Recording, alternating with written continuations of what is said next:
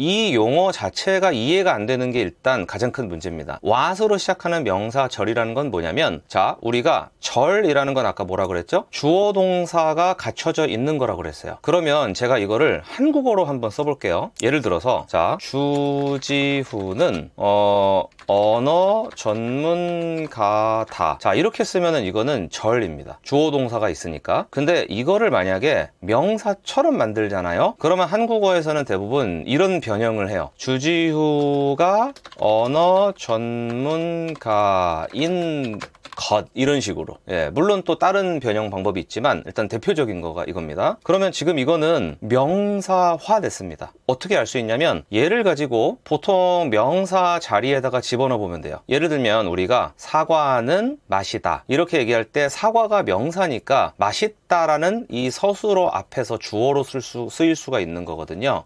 그러면 얘도 마찬가지로 주어 자리 같은 데 들어갈 수가 있어요. 예를 들어 볼게요. 주지후가 언어 전문가인 것은 사실이다. 이런 식으로 얘기를 할 수가 있죠. 그러면 지금 이 앞에 주어로 쓰였습니다. 그럼 이거를 이제 우리가 명사화 됐다고 얘기를 하죠. 그러면 이런 어떤 절인데 명사화 되는 건데, 그러니까 명사절이겠죠? 그 시작 단어가 what이다란 얘기입니다. 그래서 여기서는 이만큼이 what으로 시작하는 명사절이에요. 자, 이해되셨죠? 일단 개념 이해가 되면은 절반 이상 된 거예요. 그러면 여기서부터는 제가 저 빨간색으로 제가 표시한 단어 있죠? What caused the system failure. 이 말이 어떤 말인지를 보여드릴게요. 먼저 이 what이라는 단어는 한국어로 번역을 한 단어로 딱 하기가 되게 힘들어요.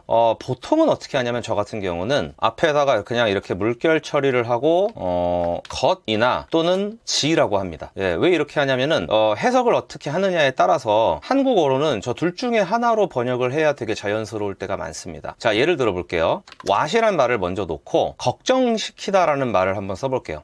걱정시키다라는 말에는 대표적으로 뭐가 있냐면 worry라는 동사가 있죠. 그러면 여기다가 이렇게 worry를 써볼 텐데, 사실 what이라는 단어를 보시면 아시겠지만 인칭, 우리가 인칭이란 개념이 있죠. 1, 2, 3 인칭이 있잖아요. 근데 그 1, 2, 3이란 숫자는 말하는 이 화자 기준에서 거리로 순서를 매긴 겁니다. 즉 말하는 사람과 제일 가까우면 그게 1이에요. 그래서 나가 1인칭인 거고, 그 다음에 그 다음은 보통 내 앞에 있는 상대방이죠. 즉 듣는 사람, 청자. 그래서 너가 2인칭인 거고, 그 둘을 제외한 나머지가 다 3인칭인 겁니다. 그 다음에 단수, 복수란 개념이 있죠. 그다음에 단, 그럼 당연히 여러분 하나를 뜻하고, 복은 여럿을 뜻합니다. 그러면 우리가 영어에서 보통 3인칭 단수라는 말을 들으면 이게 무슨 말일까요? 나랑 너를 제외한 모든 것들 까지는 좋은데 하나의 조건이 더 있죠? 하나의 것들, 이런 말입니다. 그렇죠. 예를 들면 자동차, 이것도 3인칭 단수고, 컴퓨터, 이것도 3인칭 단수고, 심지어 얘도 뭐예요? 얘도 거기에 포함됩니다. 나도 아니고 너도 아니에요. 그런데 what이라는 거는 복수가 없어요. 실제로도 복수도 따로 없거니와, 그러면 그냥 단수죠. 그러니까 3인칭 단수입니다. 그럼 영어에서는 주어가 3인칭 단수면 일반 동사 뒤에는 s를 붙이는 규칙이 있어요. 그러면 여기서 worry라고 할 수가 없고 worries라고 바꿔주셔야 됩니다. 그 다음에 누구를 걱정시키다 라고 말을 이어야 되니까 뒤에다가 그냥 편의상 me라고 해볼게요. 나를. 이렇게. 자, 이렇게 썼어요, 제가. 자, 그러면 여러분이 이거를 한번 해석을 해볼까요? worries me 그러면은 나를 걱정시키다입니다. 그쵸? 근데 what이 앞에 붙어 있으니까 이거를 둘 중에 하나로 해석을 할 수가 있어요. 어떻게 할 수가 있죠? 나를 걱정시키는 것, 이렇게 해석을 하거나, 아니면 나를 걱정시키는 지, 이렇게 해석을 할 수가 있는데 조건이 있습니다. 이 지라고 할 때는 이 앞에 이 what을 보고 무엇이라는 말을 집어넣어줘야 돼요. 그러면 이런 말이 되는 거죠. 무엇이 나를 걱정시키는지, 이렇게. 자, 그래서 what worries me, 이 말 자체는 둘 중에 하나의 뜻입니다. 나를 걱정시키는 것일 수도 있고 무엇이 나를 걱정시키는지일 수도 있어요. 그 의미를 결정하는 거는 문장 안에서 봐야 돼요. 자, 그럼 문장을 볼까요? 지금 문장이 이렇게 나와 있죠. We need to analyze 하고 뒤에 붙어 있잖아요. 그러면 얘를 어느 쪽으로